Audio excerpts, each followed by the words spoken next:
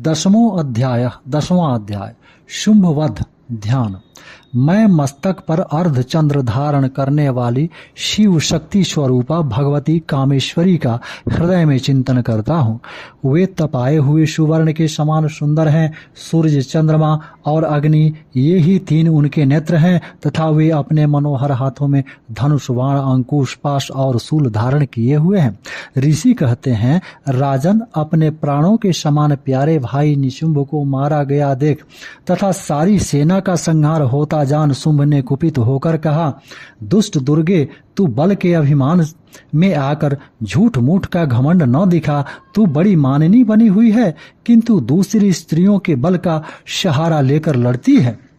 देवी बोली, अरे दुष्ट, मैं अकेली ही हूँ। इस संसार में मेरे सिवा दूसरी कौन है? देख, ये मेरी ही विभूतियां हैं, अतः मुझ में ही प्रवेश कर रही हैं।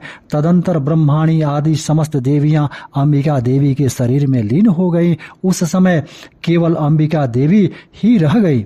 देवी बोली, मैं अपनी ऐश्वर्य शक्ति से अनेक रूपों में यहाँ उपस्थित हुई थी। उन सब रूपों को मैंने समेट लिया। अब अकेली ही युद्ध में खड़ी हूँ, तुम भी स्थिर हो जाओ। ऋषि कहते हैं, तदंतर देवी और शुंभ दोनों में सब देवताओं तथा दानवों के देखते देखते भयंकर युद्ध छिड़ गया। बाणों की वर्षा तथा तीखे शस्त्रों एवं दारुण अस्त्रों के प्रहार के कारण उन दोनों का युद्ध सब लोगों के लिए बड़ा भयानक प्रतीत हुआ। उस समय अंबिका देवी ने जो सैकड़ों दिव्य अस्त्र छोड़े, उन्हें दैत्यराज शुंभ ने उनके निवारक अस्त्रों द्वारा काट डाला। इसी प्रकार शुंभ ने भी जो दिव्य अस्त्र चलाए, उन्हें परमेश्वरी ने भयंकर हुंकार शब्द के उच्चारण द्वारा खिलवाड़ में ही नष्ट कर डाला। तब उस असुर ने सैकड़ों बाणों से देवी को आच्छादित कर दिया। यह देख क्रोध में भरी हुई उन देवी ने भी बाण मारकर उसका धनुष काट डाला। धनुष कट जाने पर फिर दैत्यराज ने शक्ति हाथ में ले ली, किंतु देवी ने चक्र से उसके हाथ की शक्ति को भी काट गिराया।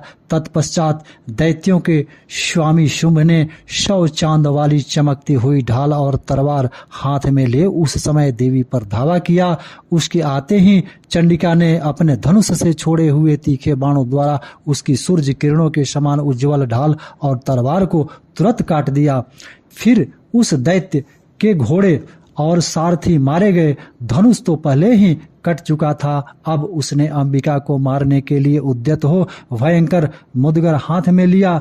उसे आते देख देवी ने अपने तीक्ष्ण बाणों से उसका मुदगर भी काट डाला।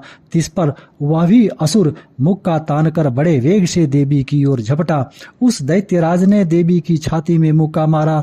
तब उन देवी ने भी उसकी छाती में एक चांटा जड़ दिया।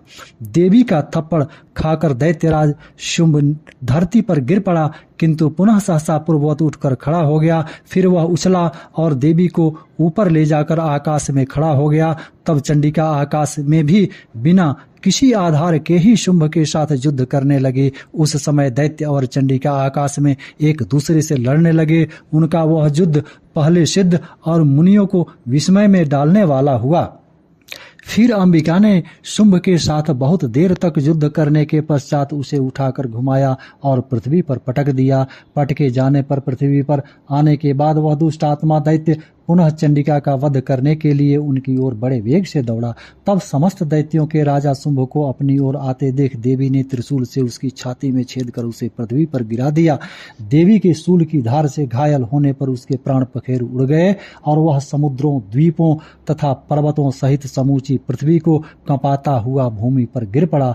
तदंतर उस दुरात्मा के मारे जाने पर संपूर्ण जगत प्रसन्न एवं पूर्ण स्वस्थ हो गया तथा आकाश स्वच्छ दिखाई देने लगा। पहले जो उत्पात सूचक मेघ और उल्कापात होते देखे थे, वे सब शांत हो गए तथा उस दैत्य के मारे जाने पर नदियां भी ठीक मार्ग से बहने लगी। उस समय शुंभ की मृत्यु के बाद संपूर्ण देवताओं का हृदय हर्ष से भर गया और गंधर्व गण मधुर गीत गाने लगे। दूसरे गंधर्व बाजे बजाने लगे और अप्सराएं नाचने लगी। पवित्र वायु बहने लगा। सूर्य की प्रभा उत्तम हो गई। अग्निशाला की बूझी हुई आग अपने आप पर ज्वलित हो उठी तथा संपूर्ण दिशाओं के भयंकर शब्द शांत हो गए। श्री मार्कंडेय पुराण में सावर्णिक मनवंतर की कथा के अंतर्गत देवी महात्म्य में शुंभ नामक 10वां। ओम तत्सत।